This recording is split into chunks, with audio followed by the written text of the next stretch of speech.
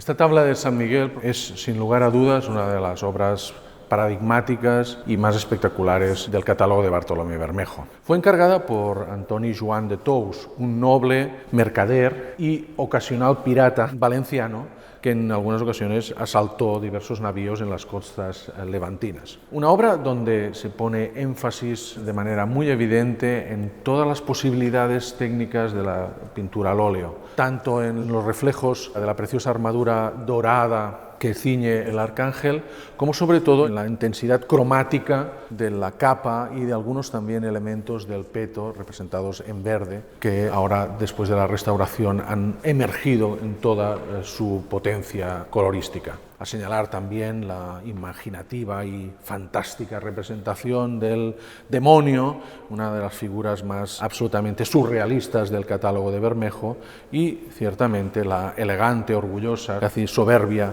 imagen de Antoni Joan vestido con una elegantísima indumentaria de seda florentina que está justo al lado del cartelino donde Bermejo firmó también orgullosamente esta obra, Bartholomeus Rubius. Al margen de esta brillante composición a nivel cromático y a nivel de textura pictórica, destaca también la presencia de elementos que no son nada realistas, como son estas piedras preciosas o perlas en la zona de los escarpes y también algunos elementos de los brazos, señalan una posible conexión, una posible transferencia con modelos de la orfebrería, que sabemos que también habían importantes representaciones de santos caballeros como San Jorge o el propio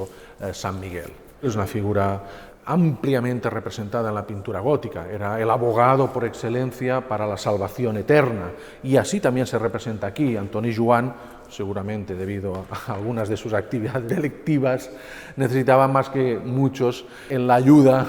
del santo arcángel para su salvación eterna, para la salvación eterna de su alma. Sin embargo, cabe decir que más allá de esta función de salvación eterna, la representación aquí parece estar conectada también con los propios ideales caballerescos del propio comitente. Un comitente que sabemos que frecuentaba los círculos cortesanos de Valencia, los mismos círculos donde, por ejemplo, surgió una novela que es el epítome de la novela caballeresca, como es Tirant lo Blanc de Joan Martorell, donde precisamente se habla de las aventuras y desventuras de un caballero que era famoso también por su elegancia y por todos los valores propios de la caballería tardomedieval.